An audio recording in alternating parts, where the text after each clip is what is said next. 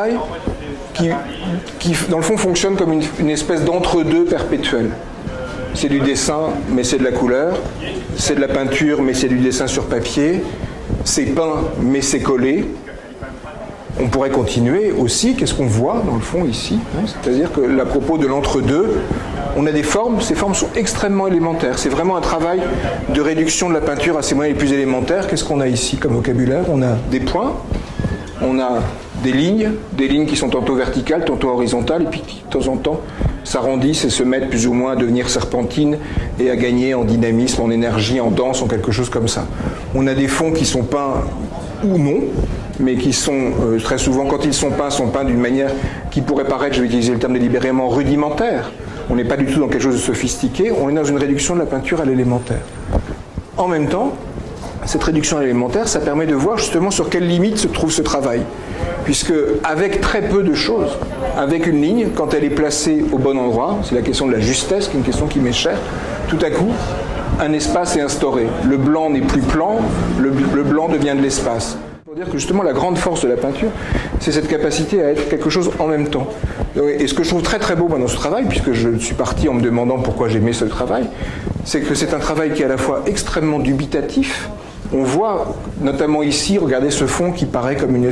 Ce tableau fonctionne comme une espèce de gigantesque repentir, hein, au sens pictural du terme, ou comme un gigantesque palimpseste, si on veut dire quelque chose de plus littéraire, mais ça revient exactement au même.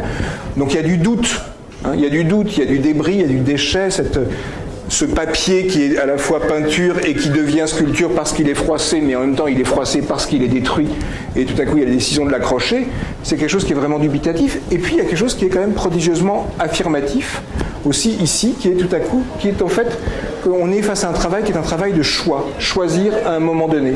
Je voudrais juste essayer de me mettre, autant que je puisse le faire, dans la peau de la personne qui fait cette chose-là. On est donc dans un travail, essentiellement un travail de collage. Et le travail de collage, c'est un travail de décision. C'est un travail de décision et de composition. On a trois formes ici dans le tableau qui est là, totalement élémentaires, 3 ronds, 3 boules, 3 sphères, 3 ce que vous voulez. Mais la question de la justesse, c'est à quel endroit je les mets. Et là, on est dans un travail de décision. Et ce travail de décision, puisque dans l'atelier, on peut imaginer que la question du collage, ça soit... C'est un travail de regard, c'est un travail où la dimension manuelle et visuelle est extrêmement importante, mais c'est aussi une réflexion sur ce que c'est qu'un tableau.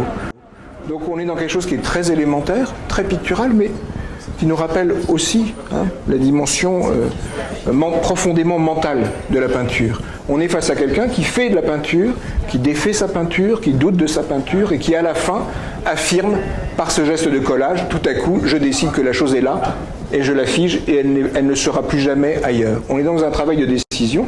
Être peintre, à un moment donné, c'est choisir que la chose soit là. Merci voilà. Pierre.